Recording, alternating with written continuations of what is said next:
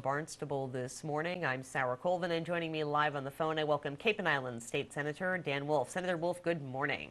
Good morning, Sarah. I hope you fared through that snowstorm well. I did. I was actually in Boston at the Mass Municipal Association conference all weekend, so it kind of just like passed me by, and by the time I got home, my husband had done all this shoveling, so I said I'm going to go away every time there's a winter storm. I like it. It worked out really well. I understand you, though, were in Washington, D.C., and hopefully you made it out of there before they got hit pretty hard as well over the weekend. They did. I was there Thursday, and everybody was making storm preparations, and of course they actually got the big one, so I'm glad I got out of there because I'd probably still be there if I had. Absolutely. So talk to me a little bit, Dana. This is a really important topic that you were discussing or part of a big discussion on in D.C., and that, of course, is campaign finance. And tell me a little bit about, what some of the issues are and what this whole forum was all about. Well, I think I would reference people to just Google Steve Israel, New York Times, because he wrote an article. He's a congressman from New York who announced a couple weeks ago in the New York Times that he's not running for office again. He's been in 16 years. And the reason he specified was the influence of money in politics and how it's really corrupted and compromised our entire democracy. And he referenced that he and other elected officials down there are spending up to 60, 70, 80% of their time simply trying to raise money for their next election. And as you know, that sort of highlights an aspect of the problem. There's a great national organization called Issue One, and I would again encourage the listeners to Google that, Issue One. And they had a forum that was sponsored at the Brookings Institute, which everybody's heard of because they're one of the more famous bipartisan think tanks down in Washington. And I was invited as a state legislator who certainly has strong opinions on the matter to participate in the 6-hour, it went from noon until about 6 p.m. Discussion. So I got the opportunity to make a speech and then serve on a panel, highlighting the problem, but more importantly, coming up with potential solutions, Sarah. It was an eye-opening, really kind of a sad day from my perspective relative to how our democracy is functioning and why it isn't functioning better.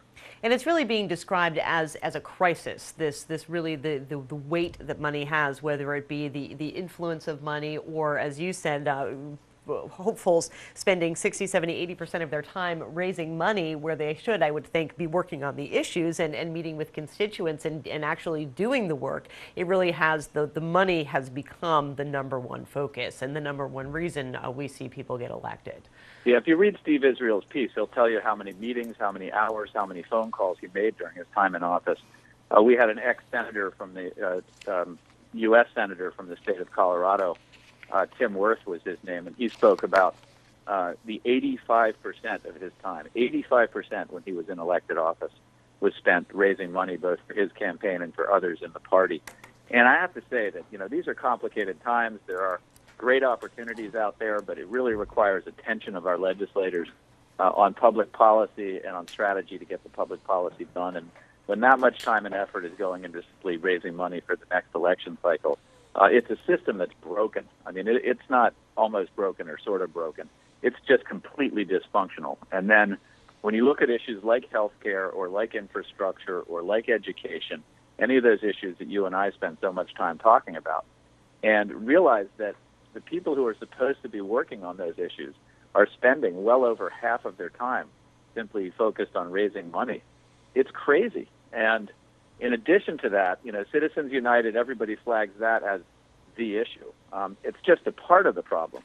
But now you have the ability for people to influence with the stroke of a pen, if you will, writing one check or just a group of people coming together and writing huge checks, which makes it even worse because even if someone is raising money from a ton of small donors, that can be undone with one very wealthy person writing one check. So it's really a hapless system at this point. I've certainly experienced it on a very much smaller scale at a state level because I'm seeing how much time my colleagues in the State House are spending at political events, raising money for their next elections, and where the focus is. And, as we saw with Brian Mannel's campaign a couple of years ago, the amount of so-called dark money that came into just that campaign for a state rep and the influence that had, he almost lost the election, the influence that had and the amount of time and energy he had to spend defending himself It's absurd. It gets in the way of our democracy.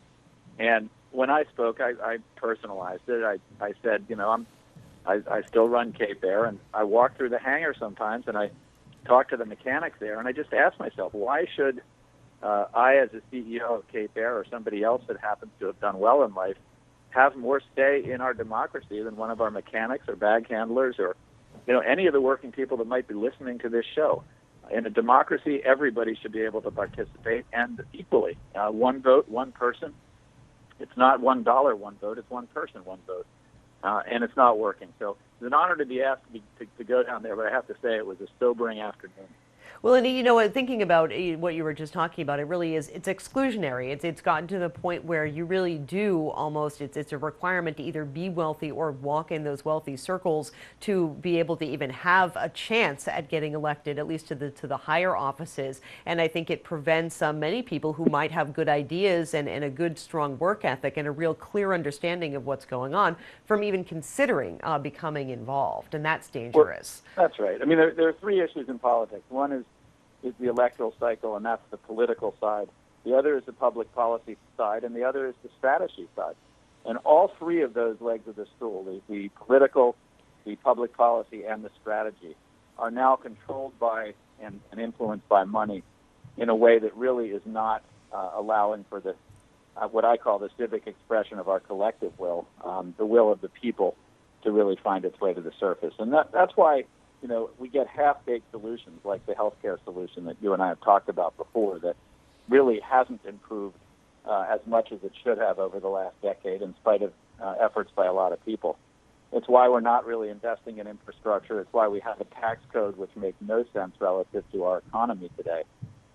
Just because our system is stalled and the works have been gummed up, I think, primarily by the influence of money, again, in the politics, in the policy, and in the strategy.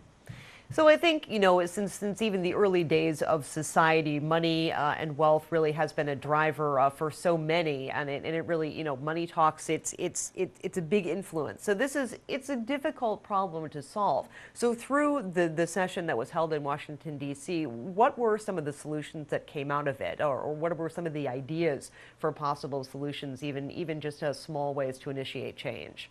It's a great question, and so I'll just highlight a couple of things. First of all, on the public policy side, let me just skip over that. But that's the issue there is lobbyists.